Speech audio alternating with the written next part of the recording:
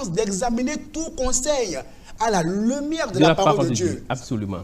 Parce que, eh bien, tout conseil ne vient pas de Dieu. C'est-à-dire que, eh bien, certains parents, malheureusement, ils sont animés d'une inquiétude parfois très exagérée et aveuglés. Étant aveuglés par cette inquiétude, les parents commencent par sauter sur ce qui frappe à l'œil. Oui. Et c'est ça qui a fait que la maman disait à la sœur, ah non, pourquoi tu as l'embarras de choix? Non, mais Marie, la personne qui est riche là. Tu as le master. Tu as le master. Tu as le master. Tu sais comment j'ai souffert sur toi. J'ai tellement souffert. Donc, comme j'ai souffert, il faut maintenant que tu m'envoies quoi? Quelqu'un qui est aussi riche pour compenser, alors quoi? Ce n'est plus une marche par la foi. La Bible déclare, le juste vivra par la foi et non par la vue. Parce que je précise, pasteur bienvenue, que celui qui est chrétien aujourd'hui, qui a le peu, demain peut être milliardaire. Celui qui est milliardaire aujourd'hui, d'accord, mais demain peut encore chuter. Peut encore chuter gravement. Donc, les conseils que les parents, les amis nous donnent doivent être examinés à la loupe. Quand nous sommes à l'école, on nous donne souvent des équations à résoudre et on nous dit, trouvez la solution de cette équation dans n, l'ensemble des nombres entiers naturels. Et toi, tu vas trouver un résultat qui est moins 2. Cela veut dire que le résultat que tu as trouvé n'appartient pas à n. Donc, les conseils qu'on te donne doivent appartenir à l'ensemble de définitions qui est la parole de Dieu. Si un conseil n'est pas dans cet ensemble, il faut jeter ça et tenir ferme sur la foi. Le Seigneur ne déçoit jamais. Alors, les conséquences, lorsqu'on choisit mal, qu'est-ce qui se passe? Les conséquences sont souvent tragiques.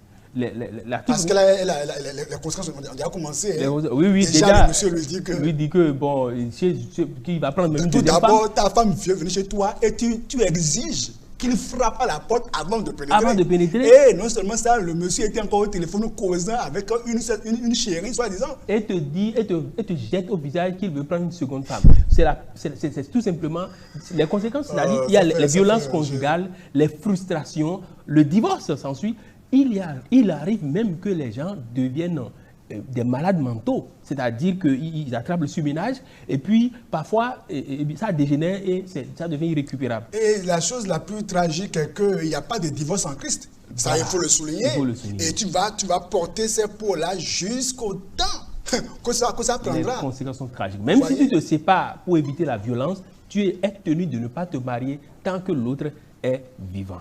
D'où la nécessité de vraiment prendre du recul et de rechercher la volonté de Dieu, de marcher par la foi, d'avoir une intimité avec Dieu. Et cela te permet de réussir. Pasteur bienvenue, ce qui est encore malheureux, c'est que il y en a qui attendent souvent le carrefour du mariage pour chercher à savoir comment Dieu leur parle. Et c'est là la plus grande tragédie pour cette jeunesse. Déjà pour les petites choses, je quitte la troisième pour aller en seconde, quelle série je vais faire, déjà... Quelle carrière choisir pour ma vie. Je veux m'inscrire à l'université. Je veux voyager, est-ce que Dieu veut que je voyage? Est-ce que Dieu est dedans? Il faut avoir l'habitude, comme Marc chapitre 1, verset 35, Jésus se levait très tôt le matin pour aller dans un lieu désert pour prier. Et la prière, ce n'est pas qu'il faut parler à Dieu, parler à Dieu. Il faut avoir chaque jour un temps de recueillement pour écouter ce que Dieu me dit.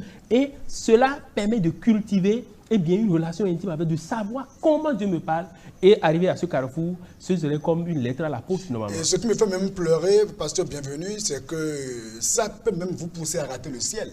Oui. Parce que la chose est que lorsque, par exemple, cet homme ou cette femme, d'accord, vous fait souffrir tellement, vous aurez encore du mal à prier, du mal à être dans la foi et même fait quoi? Retrograder. Vraiment, c'est tragique et malheureusement, c'est déjà arrivé plusieurs fois. Si Dieu pouvait ouvrir nos yeux pour voir ce qui se passe. Pasteur bienvenue, notre temps est déjà vraiment chaud là, mais dites-moi en 30 secondes, quel est votre mot de fin? Si Dieu peut nous parler de comment est-ce que Dieu peut révéler à quelqu'un mon mot de fin, son homme de vie ou sa femme de vie. Dieu continue de parler à ses enfants même aujourd'hui. Cela dépend de la relation que nous cultivons avec lui.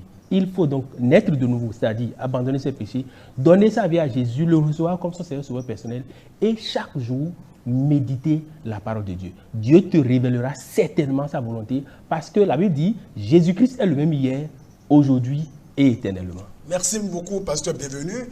Mesdames et messieurs, vraiment, le temps n'a pas été certainement suffisant, mais nous pensons que l'essentiel a été dit.